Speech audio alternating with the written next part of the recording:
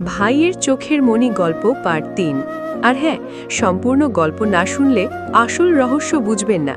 বেশি কথা না বলে গল্প শুরু করা যাক। অর্ণব ব্যালকনিতে দাঁড়িয়ে একটা সিগারেট ধরালো। আজ অনেক বছর পর প্রিয় মানুষটার সাথে দেখা হলো। সবকিছু শেষ হয়ে গেছে অনেক বছর আগে। জিনিয়ার সাথে এমনভাবে দেখা হবে বুঝতেই পারিনি। তখন কফির মগ হাতে জিনিয়া এসেছিল। প্রায় ৪ বছরের সম্পর্কটা অর্ণবী ভেঙেছিল, শুধু ওর বনুকে নিয়ে একটা কথা বলার কারণে। ওর কাছে সবার আগে নিজের বোন। সবকিছুতেই অর্ণব নিজের বোনের কথা মাথায় রাখত। জিনিয়া শুধু একবার বলেছিল, সবসময় তোমার বনুকে নিয়ে না ভেবে আমাদের কথাও কিছু ভাবো। ব্যাস এতটুকু কথায় ৪ বছরের সম্পর্ক নষ্ট করতে অর্ণবের ১ মিনিটও লাগেনি। ভাবছেন তাহলে ওর ভালোবাসা সত্যিকারের ছিল না? না, ভুল। অর্ণবও জিনিয়াকে অনেক ভালোবাসত। তবে পরিস্থিতি বলতেও একটা শব্দ আছে, যার কাছে আমরা অসহায়। অর্ণব তখন পরিস্থিতির শিকার ছিল। জিনিয়ার সাথে ৩ বছর পর দেখা হলো। এই কয় বছর জিনিয়া বিদেশে পড়াশোনা করেছে, তাই কারো সাথে কারোর দেখা হয়নি। জিনিয়ার মা এসেই কিচেনে ঢুকেছে। ৪ ভাইয়ের জন্য নিজ হাতে রান্না করছে। মিসেস খান ৪ মির্জা ও উষাকে অনেক ভালোবাসে। নিজের সন্তানের চেয়ে কোনো অংশে কম দেখে না। দুপুরের খাবারটা অনেকদিন একসাথেই খাওয়া হয় না মির্জাদের। আজ সবাই একসাথে বসে খাবার খেয়েছে। প্রথমে উষাকে খাইয়ে তারপর ৪ ভাই মুখে খাবার তুলেছে। জিবরানকে হাজারবার বলেও দুপুরে আনতে পারেনি। জিবরান উষার কারণে অনেকটা ভেঙে পড়েছে। কিছু সময় পর মির্জা কুঠিরের সদর দরজা দিয়ে চিৎকার করে উষাকে ডাকতে ডাকতে ভেতরে ঢুকলো একটা মেয়ে। উষার সমবয়সী, গায়ের রং উজ্জ্বল ফর্সা, চেহারার গঠন দেখতে শুনতে সব দিক থেকে মাশাআল্লাহ। তারিকুল মাহমুদ ও রিশা আহমেদের একমাত্র মেয়ে তারিন মাহমুদ, উষার বেস্টু। তারিকুল মাহমুদের সাথে মির্জাদের বিজনেস নিয়ে খুব ভালো সম্পর্ক। মির্জাদের খারাপ সময়ে তারিকুল মাহমুদ অনেক সাহায্য করেছে। তারিন বলল, উষা নি, বান্ধবী কোথায় তুমি? বাড়িতে ঈশাদ বাদে সব ভাই আছে। তারিনের চিৎকারে সবাই হকচকিয়ে উঠল। আসলে এই সময় ওকে কেউ আশা করেনি। যেদিন তারিন আসবে সেদিন সবার কানে তুলা লাগাতে হয়। প্রচুর কথা বলে, সাথে দুষ্টামি তো আছেই। তারিন বলল, ভাইয়ুরা, আমার বান্ধবী কই? রিশা বলল, তারিন, এটা কিরকম কথা হলো? তাদের সাথে কুশল বিনিময় না করে তুমি কি জিজ্ঞেস করছো? তারিন বলল, মাদার বাংলাদেশ, তুমি বুঝবা না। সবার আগে আমার উষানি বেবি, তারপর সব। তারিন আবার বলল, উষানি কোথায়? আদিল বলল, ওপরে। তারিন বলল, থ্যাংক ইউ মেজো ভাসুর জি। ঈশান তারিনকে বলল, ভাসুরকে ভাসুর? তারিন, এই রে, কি থেকে কি বলে ফেললাম। তারিন কোনো মতে সেখান থেকে পালালো। আদিল, ঈশান ও তারিনের মা একসাথে হেসে উঠল। একসাথে সবাই উষার রুমে বসে আছে। অর্ণব উষার মাথায় তেল লাগিয়ে দিচ্ছে। আদিল বোনের নখ কেটে দিচ্ছে। ঈশান বনুকে স্যুপ খাওয়াচ্ছে। তারিনের মনটা অনেক খারাপ। তার উষানি তাকে চিনতে পারেনি, তাই চুপ করে অসহায়ের মতো করে সোফায় বসে আছে। অনেক সময় পর ঈশান খেয়াল করল তারিন কেমন জানি উসখুস করছে। ঈশান বলল, কিরে তারু, তুই এমন করছিস কেন? তারিন আমতা আমতা করে বলল, কোথায় ছোট ভাইও? রিশা বলল, কি হয়েছে তোর, এমন করছিস কেন? তারিন বলল, আসলে হয়েছে কি? আদিল বলল, কি হয়েছে সেটা বল। তারিন বলল, ঈশাদ কোথায়? আদিল বলল, হঠাৎ ঈশাদের কথা কেন? কোথায়, আমাদের কথা তো জিজ্ঞেস করিস না। তারিন বলল, তোমরা তো আমার ভাসুর, আর ঈশাদ হলো আমার ভবিষ্যতে বাচ্চার আব্বু। তাহলে আমার বাচ্চার বাবার কথা জিজ্ঞেস করব না তো কার কথা জিজ্ঞেস করব? তোমরা না ভাইয়োরা কিছু বুঝো না। ঈশান বলল, তারু, আমাদের সবাইকে ভাইয়া বলিস, কিন্তু ঈশাদকে নাম ধরে ডাকিস কেন? তারিন বলল, ছি ছি, কি যে বলো না তোমরা, হবু বরকে কি ভাইয়া বলে ডাকা যায়? তবা তবা, মনে মনে বলল। আদিল বলল, কি ভাবছিস? তারিন বলল, ধুর বলো না, ঈশাদ কোথায়? অর্ণব বলল, ঈশাদ আবার কোথায় থাকবে, ক্লাবেই আছে। তারিন বলল, থ্যাংক ইউ বড় ভাইউ, লাভ ইউ সো মাচ। আমি এখন ক্লাবে যাচ্ছি। বাই মাদার বাংলাদেশ, বাই ভাইউরা, বাই উষানি। রিশা বলল, তারিন শোন। মায়ের কথা শোনার আগেই সবার থেকে বিদায় নিয়ে তারিন ঘুড়ির মতো একটা দৌড় দিল। গন্তব্য তার basketball club, new York. New York শহর মার্কিন যুক্তরাষ্ট্রের বৃহত্তম মহানগরী। খুব সুন্দর ও গোছানো এই শহরটা। এই শহরে গিয়ে তার মায়ায় পড়েনি এমন মানুষ খুব কম পাওয়া যাবে। ছবির মতো রাস্তাঘাট, রেস্তোরাঁ, বার, ক্লাব, ওয়েস্টার্ন ড্রেস পরা মেয়েদের সমাহার, আরও নানা কিছু। নিউ ইয়র্ক শহরের আয়তন ৩০২.৬ বর্গমাইল। এই শহরটি অঙ্গরাজ্যের দক্ষিণ পূর্ব কোণে অবস্থিত। আটলান্টিক মহাসাগরের তীরবর্তী একটা বন্দর শহর। 1524 সালে ইতালীয় অভিযাত্রী জোভানি দা ভেরাজ্জানো প্রথম ইউরোপীয় হিসেবে নিউ ইয়র্ক শহর যেখানে অবস্থিত সেই অঞ্চলটি আবিষ্কার করেন। আর পৃথিবীর সবচেয়ে বড় আশ্চর্যজনক ভাস্কর্য হিসেবে স্ট্যাচু অফ লিবার্টি তো আছেই, যেটা দেখতে পৃথিবীর বিভিন্ন প্রান্ত থেকে পর্যটকরা পাড়ি দেয় এই শহরে। রাতে নিউ ইয়র্ক শহরের বাইরের ব্যস্ত জনসমাগম থাই গ্লাসের সামনে দাঁড়িয়ে দেখছে একটা ছেলে, বয়স 28 কি 29 বছর হবে। ছেলেটার এক হাত পকেটে বজা, আরেক হাত থাই গ্লাসে রাখা। গভীর চিন্তায় মগ্ন সে। তার পুরো প্ল্যান ভেস্তে গেছে। মির্জাদের একমাত্র বোন মরতে মরতে বেঁচে গেছে, নতুন করে গুটি সাজাতে হবে। দরজায় কেউ টোকা দিল। পিছনে না তাকিয়ে তাকে ভেতরে আসার অনুমতি দিল। Yes, come in. ভেতরে ঢুকলো 26 বছরের একটা ছেলে, নাম জিকু। জিকু সামনে থাকা ছেলেটার PA. Any information Jiku? Jiku: হ্যাঁ বস, মির্জাদের বোন এখন খুব শীঘ্রই সুস্থ হয়ে যাবে। তার ভাইরা তাকে অনেক খেয়াল রাখে। এই অবস্থায় তাদের বোনের ক্ষতি করা সহজ হয়ে উঠবে না। আমাদের এখন সুযোগের অপেক্ষায় থাকতে হবে। Okay, you get ready for upcoming plan. I am understanding the next plan. Jiku: okay boss, now you can go for your work. Jiku চলে গেল, কিন্তু হঠাৎ করে অচেনা ব্যক্তিটা রেগে সামনে থাকা বিশাল বড় ফুলদানিটা থাই গ্লাসে ছুঁড়ে মারল। থাই গ্লাসটা ভেঙে চৌচির হয়ে গেল। সামনে থাকা টি টেবিলটা এত জোরে একটা লাথি মারল যে দেয়ালের সাথে বাড়ি খেয়ে টুকরো টুকরো হয়ে গেল। তারপরও রাগ কমল না। সাপের মতো ফোঁস ফোঁস করে বাড়ির দিকে রওনা দিল। ইচ্ছে মতো ড্রিঙ্ক করলে যদি মাথাটা একটু ঠান্ডা হয়। বাসা থেকে তৈরি হয়ে তারিন রওনা দিল ইশাতের ক্লাবে। রেডি হতে গিয়ে অনেক দেরি হয়ে গেছে, রাত হয়ে এসেছে। তাতে কি, সে তো ভয় পাওয়ার মতো মেয়ে নয়, বরং সবাইকে ভয় দেখায়। তারিন কিছুটা পাগলি টাইপের মেয়ে, কারো কথা শুনবে না, নিজের মন মতো চলবে। ভীষণ পছন্দ করে ইশাতকে। ওর যত কল্পনা জল্পনা ইশাতকে ঘিরে। ইশাতের নাম নিতেই অজ্ঞান। ড্রাইভারের সিটে বসে গাড়ি চালাচ্ছে ও বিড়বিড় করছে। তারিন বলল, আচ্ছা, আমার মাঝে কি নেই? এই ইশাত বজ্জাতটা কেন যে আমায় পছন্দ করে না? আমি ওকে কতভাবে বোঝানোর চেষ্টা করি, কিন্তু ব্যাটা শয়তান কিছু বোঝার চেষ্টা করে না। I love you Ishat babes. আমিও দেখব তুমি আমায় ভালো না বেশে যাও কোথায়। আমাকে তো চেনো না। আমায় বলে কিনা আমি ছোট, এখনো কিছু বুঝি না। আমার বয়স 20 বছর, তার মানে প্রাপ্ত বয়সের থেকেও 2 বছর বেশি। আর আমি নাকি ছোট? ঠিক বয়সে বিয়ে হলে এখন 2টো বাচ্চার মা হয়ে যেতাম। হু হু হু। আর উনি বলেন কিনা আমি অবুঝ। আরে সবকিছুই বুঝি আমি। ধুর, ভাল লাগে না। কবে যে বুঝবে তুমি ইশাত বেবস? কথাগুলো আপন মনে বিড়বিড় করে বলে গুনগুন করে গান গাইতে শুরু করলো তারিন। দেখলে হাসে না, স্বপ্নে ভাসে না, নাম ধরেও ডাকলে আসে না। কি করি পড়েছি যে দুটা নাই, হায় আল্লাহ হায় আল্লাহ, করব কি যে হায়, এ ছেলের মনটা চুরি করব কি উপায়। যত বেশি হয় যে দেখা ততই কাঁদে মন, কথার মাঝে আসল কথা হারায় সারাক্ষণ। ইচ্ছেগুলো বায়না করে কাঁদায় সারা রাত, পাগল ছেলে বুঝবে কবে কিসের অজুহাত, বোঝে না হাজারো বাহানা, হায় আল্লাহ হায় আল্লাহ, করব কি যে হায়, এ ছেলের মনটা চুরি করব কি উপায়। তারিন: আল্লাহ, এই ছেলেটার মন চুরি করার কোনো আইডিয়া তো দাও। আমি ওর পেছনে ঘুরতে ঘুরতে টায়ার্ড হয়ে গেছি। এবার তো পটে যাও ইশাত বেবি, অনেক ভালোবাসি তোমায়। অর্ণব, আদিল ও ঈশান সেবায় নিয়োজিত আছে। তারিনের মা কিছুক্ষণ আগে চলে গেছে। অর্ণবের হাতে দুধের গ্লাস, আদিলের হাতে তরল খাবার, ঈশানের হাতে ফলের প্লেট। ঈশাত এখনো ফিরেনি, ওর আজ ফিরতে দেরি হবে। বাস্কেটবল কম্পিটিশন আছে। উষা সব ভুলে গেলেও খাবার যে ওর পছন্দ না সেটা হয়তো ভুলেনি। এমনটা মনে হচ্ছে ওর 3 ভাইয়ের, কারণ উষা কিছু খেতে চাইছে না। উষা বলল, আর খাবো না ভাইউ, আমার একটু ভালো লাগে না এসব খেতে। কিরকম পান সে খেতে। অর্ণব বলল, দুধ খেতে কি মিষ্টি লাগে নাকি? দুধে চিনি দিয়ে আনবো বনু, তুই কিভাবে খাবি বল, সেভাবেই নিয়ে আসবো। তবে একটু মুখে দে, না খেলে শক্তি পাবি কিভাবে? উষা বলল, ওয়াক ওয়াক, ছি, ওইটা খেতে ভালো না। দুধে সাদা দেখতে কেন? আমি এই সাদা পানি খাবো না, আমার জন্য অন্য কিছু নিয়ে এসো, আমি এগুলো খাবো না। আদিল বলল, বনু তুই কি খাবি বল? ঈশান বলল, 1 পিস ফলের টুকরো মুখে দে, লক্ষ্মী বনু আমার, এমন করে না।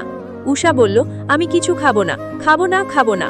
অর্ণব বলল, বনু তোকে কিছু খেতে হবে না, তুই মাথা ঠান্ডা কর। উষা বলল, আমার খেতে ভালো লাগে না, সরাও এগুলো আমার সামনে থেকে। উষা ধাক্কা মেরে ভাইদের হাত থেকে সবকিছু রেগে ফেলে দিল। বোনের এই অবস্থা দেখে তিন ভাই কিছুটা ভয় পেয়ে গেল। তাদের বোন কখনো এমন করে না। তিন ভাই পাগল প্রায়। তাদের বনুর কি হলো? আদিল বলল, কি হয়েছে বনু, বল আমাদের, তোর কিছু খেতে হবে না, তাও পাগলামি করিস না। ঈশাদ বলল, তুই কি খাবি বল, তুই যা খেতে চাস তাই আমি নিজে তৈরি করে আনবো, একবার তুই বলে দেখ। অর্ণব বলল, একবার বল বনু, কি করতে হবে আমাদের? উষা বলল, তোমরা তিনজন কেন, আরেকজন কোথায়? তোমরা জানো না তোমাদের মধ্যে একজন না থাকলে আমি কিছু খাই না? ওই ভাইকে আসতে বলো, ও না আসলে আমি কিছু খাবো না। তিন ভাই হা করে তাকিয়ে আছে। তাদের বনুর কিছুটা বোধহয় মনে পড়েছে, যার কারণে বোন বলতে পেরেছে চার ভাই একসাথে না থাকলেও খায় না। হঠাৎ করে তার সব মনে পড়ল কিভাবে? ঈশান বলল, বনু তোর কি মনে পড়েছে আমরা চার ভাই না থাকলে তুই কিছু খাস না? হঠাৎ করে তোর সব মনে পড়ল কিভাবে? উষা বলল, আমার মাথাটা অনেক ব্যথা করছে, আমি কিছু মনে করতে পারছি না। একটা ট্রাক আমার গাড়ির পেছনে, আমি আর কিছু মনে করতে কেন পারছি না, আমার মাথা ধরে কথাগুলো বলল উষা, জোরে চিৎকার করে উঠল। তিন ভাই হন্তদন্ত হয়ে বনুর কাছে গেল। অর্ণব বলল, কি হলো বনু? আদিল বলল, তোর কি হয়েছে বনু, তুই এমন করছিস কেন? শান, জলদি করে ডক্টরকে আসতে বল। ঈশান বলল, আমি যাচ্ছি বনু, তোর কিছু হবে না, আমরা চার ভাই কিছু হতে দেব না। অর্ণব বলল, আদি, শান, কুইক অ্যান্ড ফাস্ট, তাড়াতাড়ি কর, বনু কেমন জানি করছে। ঈশান জলদি করে ডক্টরকে কল করল। তিন ভাইয়ের তো বোনের এই অবস্থা দেখে জানটা যেন বের হয়ে যাচ্ছে। ডক্টর এসে চেক আপ করে উষাকে দেখতে লাগলো। আদিল বলল, ডক্টর আমাদের বনুর খবর কি?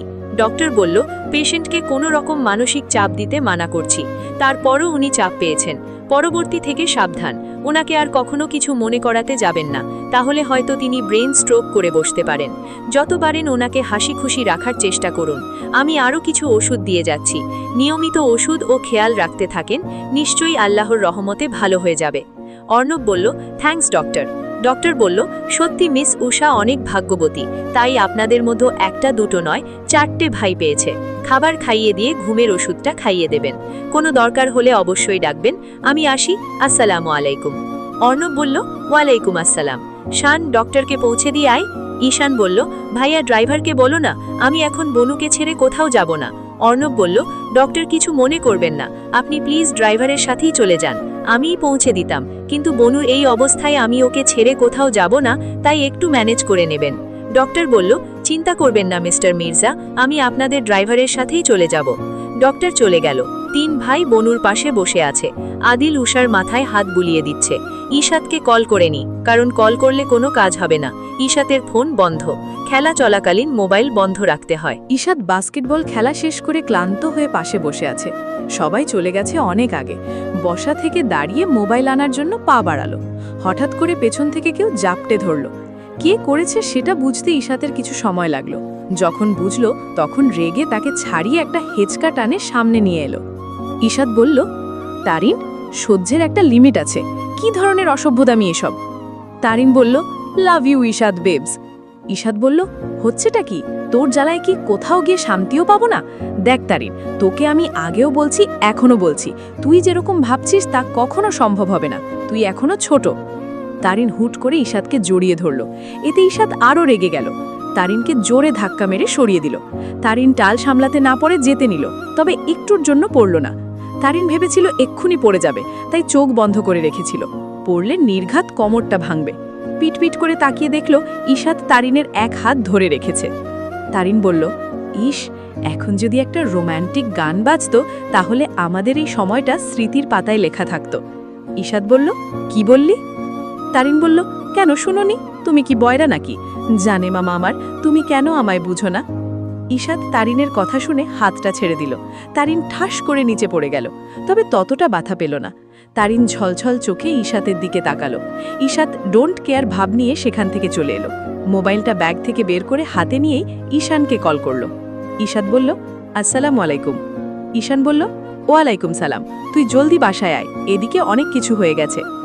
ঈশাদ বলল, কেন, কি হয়েছে? আমার বনু ভালো আছে তো? বনুর কি অবস্থা? খাবার খেয়েছে? কি করছে ও? ওষুধগুলো কি ঠিকমতো খাইয়ে দিয়েছিস? বনু ঘুমিয়ে পড়েছে? ঈশান বলল, এত প্রশ্নের উত্তর আমি একসাথে দিব কি করে? এক এক করে প্রশ্ন কর, তুই জলদি বাসায় আয়, আজ তো একটা অঘটন ঘটে গেছে। ঈশাদ বলল, কি হয়েছে? আমার বনু ঠিক আছে তো? ওর কিছু হয়নি তো? ঈশান বলল, এখন ঠিক আছে, একটু আগে ডক্টর ডাকতে হয়েছে। ঈশাদ বলল, ডক্টর কেন ডেকেছিস? বনুর কি হয়েছিল? কথা বলছিস না কেন? কি হয়েছিল বনুর? শান, আমার কথার উত্তর দে। ঈশান বলল, তুই বাসায় আয়, এত কথা ফোনে বলা সম্ভব হবে না। ঈশাদ বলল, আমি তোকে ভিডিও কল দিচ্ছি, আমাকে এক্ষুনি বনুকে দেখা। বনুকে না দেখলে আমি শান্ত হব না, আমি শীঘ্রই বাসায় আসছি। ঈশাতের অবস্থা এখন খারাপ, বনুর চিন্তায় ও ভয়ে বারবার শরীর ঘামাচ্ছে। ঈশান ভিডিও কল দিয়ে ওদের বনুকে দেখালো, তারপর ঈশাদ শান্ত হলো। এতক্ষণ মনে হচ্ছিল ওর জীবনটা কেউ টেনে বের করে নিয়ে যাচ্ছিল, এখন ফিরে এসেছে। ঈশাদ ব্যাগ হাতে নিয়ে দৌড়ে বাইকের কাছে চলে গেল। এখন বাসায় গিয়ে সবার আগে বনুকে দেখবে, তারপর বাকি কাজ। এইদিকে তারিন মুখ ঢেকে কান্নায় ভেঙে পড়েছে। ঈশাদ বাইকের সামনে থেকে আবার ফিরে এলো। এতক্ষণে বনুর চিন্তায় তারিনের কথা মনে ছিল না। তারিন বলল, ঈশাদ, কেন বুঝো না তুমি আমায়? অনেক ভালোবাসি তোমায়। একটু ভালোবাসলে কি হয়? সত্যিকারে ভালো না বাসলেও মিথ্যে করে একটু ভালোবাসো না। কি নেই আমার মাঝে? আমি কি দেখতে এতটাই খারাপ যার কারণে আমাকে ভালোবাসা যায় না? আল্লাহ, তুমি কি সবসময় আমার সাথে এমন করবে? আমি আর কিছু চাই না, শুধু ঈশাদকে আমার জীবনসঙ্গী হিসেবে দিও। আমি তো পুড়তে পুড়তে শেষ হয়ে গেছি, এবার একটু বোঝো আমায়। তারিন কান্না করে নিজের অবস্থা নাজেহাল করে ফেলেছে। ওর সব কথা আড়াল থেকে ঈশাদ শুনল। ঈশাদ বলল, আমি জানি তুই আমায় অনেক ভালোবাসিস, কিন্তু আমার আগে তোর ক্যারিয়ার, তোকে নিজের আয়ে দাঁড়াতে হবে। চিন্তা করিস না, তোকেই আমি বউ করে ঘরে তুলব। আরেকটু অপেক্ষা কর তারিন জান পাখি, আমি জাতীয় দলে চান্স পেয়ে নিই। এখন বিয়ে করলে তোকে খাওয়াবো কি? দুজনের তো ভিক্ষা করে খেতে হবে। তারিন কাঁদতে কাঁদতে হেঁচকি তুলে ফেলেছে। তারিনের সামনে ঈশাদ পানির বোতল ধরল। বেচারি কান্না করে চোখের পানি নাকের পানি এক করে ফেলেছে। ঈশাদ বলল, নে ধর পানি খা। সামান্য একটু ব্যথা পেয়ে তো নাক মুখ কেঁদে ফুলিয়ে ফেলেছিস, এত ছ্যাঁচকাদুনি কেন তুই? কেউ সামান্য ব্যথা পেলে এমন করে? তারিন বলল, আমি পানি খাবো না। ঈশাদ বলল, তুই খাবি না তো তোর ঘাড়ে খাবে। ঈশাদ জোর করে মুখে চাপ দিয়ে তারিনকে পানি খাওয়ালো। ঈশাদ বলল, চল বাসায় যাবি, আমি তোকে পৌঁছে দিয়ে আসছি, এত রাতে একা বাসায় যেতে হবে না। তারিন বলল, আমি চলে যেতে পারবো, আমার কথা কাউকে ভাবতে হবে না। ঈশাদ বলল, কে ভাববে তাহলে? নতুন কাউকে পেয়েছিস নাকি? তারিন বলল, তুমি চলে যাও, আমি একা চলে যেতে পারবো। ঈশাদ বলল, শুনবি না তো আমার কথা? তারিন বলল, না। ঈশাদ রেগে তারিনের হাত মুচড়ে ধরে টানতে টানতে জোর করে ওকে নিয়ে বাসার দিকে রওনা দিল। নিউ ইয়র্ক বারে বসে একের পর এক রেড ওয়াইনের গ্লাস শেষ করছে অচেনা ছেলেটি। ওর সামনে এসে দাঁড়ালো জিকু। মির্জাদের বোনের সব খবর নেওয়া শেষ। আগামীকাল রাতে মিস্টার মির্জাদের জন্য অনেক বড় সারপ্রাইজ অপেক্ষা করছে। সেই খুশিতে বড় একটা পার্টি দেওয়ার চিন্তাও করছে। জিকু বলল, বস, সব ব্যবস্থা হয়ে গেছে। আমার ভাইকে কিছু জানানোর প্রয়োজন নেই, ওই হাদারামটাকে দিয়ে কোনো কাজ হবে না। আগেরবার ওর জন্য পুরো প্ল্যান নষ্ট হয়েছে। আমার ভাই না হলে এর সাজা ওকে অনেক আগেই দিয়ে দিতাম। আমি স্বার্থ ছাড়া কিছু করি না, ওকেও টোপ হিসেবে ব্যবহার করছি। তিরিং বিরিং করলে আমার ভাইকেও শাস্তি দিয়ে দিব। জিকু বলল, বস, আপনার ভাইকে তাহলে কিছু জানাচ্ছেন না? Mirza, gate ready for my next attack. আমি যেই দহনে পড়ছি তোদেরও সেই দহনে পড়াবো। বোন না থাকার জ্বালা তোরাও টের পাবি। তোদের দুর্বলতা তো এক জায়গায়, তোদের বোন তোদের কলিজা। জিকু বলল, বস, আপনার শত্রুতা মির্জাদের সাথে, তাহলে আপনি তার প্রতিশোধ ওদের বোনের উপর নিতে চাইছেন কেন? জিকুর কথা শুনে অচেনা ছেলেটি পাগলের মতো হাসতে লাগলো। তবে এই হাসিটা খুশির নয়, বরং চাপা আর্তনাদ ও প্রতিশোধের আগুন জ্বলানো, তা একমাত্র মির্জাদের বোনকে শেষ করে দিলেই নিববে। জিকু বলল, বস, আমার কথার উত্তর দিলেন না। আমি যদি মির্জাদের ক্ষতি করি তাহলে ওদের কিছু হবে না, ওরা কোনো সমস্যাই মনে করবে না, কিন্তু ওদের বোনের গায়ে সামান্য আঁচড় লাগলে সেই ব্যথাটা ওর বোন একা পায় না, সাথে মির্জাদের কলিজায় ব্যথা লাগে। আর যদি ওদের বোনকে শেষ করে দেই তাহলে মনে করলে জিকু, মির্জারাও শেষ হয়ে যাবে, জিন্দা লাশ হয়ে বেঁচে থাকবে ওরা, যে বাঁচার কোনো মানে নেই। আমার শান্তি তো তখনই হবে, ওরা ওদের বনুর জন্য কাঁদতে কাঁদতে শেষ হয়ে যাবে, আর আমি সেই আনন্দে বিশাল বড় করে পার্টি দেব। জিকু বলল, বস, 4 ভাইয়ের জীবনের অর্ধেক তাদের বোন, ওর কোনো ক্ষতি হলে তো আপনাকে মেরে ফেলবে। আপনি 7 সমুদ্র 13 নদীর পরে পালালেও ঠিক খুঁজে বের করে আপনাকেও শেষ করে দেবে। যে মেয়েকে তাদের ভাই এত ভালোবাসে তার একবার ক্ষতি হতে দেখে চুপ করে রয়েছে, পরের বার যে চুপ করে থাকবে এমনটা কিন্তু নয়। জিকু বলল, সরি বস, যা সত্যি তাই বললাম। তোমাকে এত সত্যি কথা বলতে হবে না, আমার সামনে থেকে সরো তুমি, নয়তো যে কোনো সময় আমি তোমাকে রেগে শ্যুট করে বসতে পারি। জিকু সেখান থেকে চলে গেল। অচেনা ছেলেটি আরেকটি রেড ওয়াইনের বোতল হাতে নিল। ইতিমধ্যে 2 বোতল শেষ, তবে এখনও নেশা হচ্ছে না। মাথা ঝিমঝিম করছে। মির্জাদের বোনকে শেষ না করা পর্যন্ত ওর মাথা ঠিক হবে না। ঈশাদ বাইক নিয়ে বাসার গেটের ভেতরে ঢুকে অর্ধেক রাস্তায় বাইক ফেলে দৌড়ে ভেতরে ঢুকল। এমনিতেই তারিনকে পৌঁছে দিতে গিয়ে দেরি হয়ে গেছে। সোফায় কাঁধে থাকা ব্যাগটা ছুঁড়ে মারল, তারপর ছুটল বোনের রুমের দিকে। উষার রুমে 3 ভাই এক এক জায়গায় ছড়িয়ে ছিটিয়ে ঘুমিয়ে পড়েছে। সেখানে গিয়ে দেখে অর্ণব বনুর মাথার পাশে ঘুমিয়ে আছে। অর্ণবের এক হাত বনুর মাথায়। ঈশান সোফায় মাথা হাত রেখে ঘুমিয়ে পড়েছে। আদিল বনুর এক হাত ধরে খাটে মাথা রেখে ফ্লোরে বসে ঘুমিয়ে পড়েছে। উষাও বাচ্চাদের মতো গুটিসুটি হয়ে ঘুমিয়ে আছে। দরজাটা হালকা চাপিয়ে বোনের কাছে এলো, আলতো করে বোনের কপালে ঠোঁট ছোঁয়ালো। তারপর ফ্রেশ হতে চলে গেল। অনেক নিঃশব্দে আসা যাওয়া করলো, যাতে ভাই বোনের কারোর ঘুম না ভাঙে। ঈশাদ বলল, আমিও ফ্রেশ হয়ে এই রুমে কোনো জায়গায় ঘুমিয়ে পড়ি। সারাদিন অনেক ধকল গেছে, আমার বনুটা ভালো আছে এটাই বেশি, আর কিছু চাই না। ফ্রেশ হয়ে আমি আগে এশার নামাজটা আদায় করে নেই। এমনিতে আজ দেরি হয়ে গেছে। আমার বনুটা সুস্থ আছে, তাতেই আলহামদুলিল্লাহ। নামাজ পড়ে বনুর জন্য দোয়া করব, আল্লাহ যেন আমার বনুটাকে খুব তাড়াতাড়ি ভালো করে দেয়। অনেক ভালোবাসি তোকে বনু, তোর কিছু হলে আমরা বাঁচব না। কথাগুলো বলতে বলতে নিজের রুমের দিকে পাড়ি দিল। শাওয়ার নিয়ে নামাজ আদায় করল। মোনাজাতে মৃত বাবা মায়ের জন্য ও বনুর জন্য প্রাণ ভরে কান্না করে দোয়া করল। তারপর রাতের খাবার না খেয়ে বোনের রুমের দিকে হাঁটা দিল। আজ 4 ভাই বোনকে ছেড়ে 1 মিনিটও নড়বে না। যদিও উষাকে ঘুমের ওষুধ খাইয়ে ঘুম পাড়িয়ে রেখেছে, তারপরেও বোনের পাশে না থাকলে আজ 4 ভাইয়ের ঘুম হারাম হয়ে যাবে। তাই বোনের রুমেই কষ্ট করে ঘুমিয়ে পড়বে। যদি বনু আবার অসুস্থ হয়ে পড়ে, সেই ভয়ে বনুর পাশে থাকা 4 ভাইয়ের। ঈশাদ বোনের রুমে একটা সিঙ্গেল সোফায় মাথা হেলিয়ে দিল। সারাদিন ক্লান্ত থাকায় মাথা হেলানোর কিছু সময় পর ঘুম পড়ি ঈশাদকে ঘুমের রাজ্যে নিয়ে গেল। ঘুমের দেশে 5 ভাই বোন। 4 ভাই বনুকে নিজের জীবন দিয়ে আগলে রাখবে, কিছু হতে দেবে না। ওর বনু যে ওদের বেঁচে থাকার কারণ।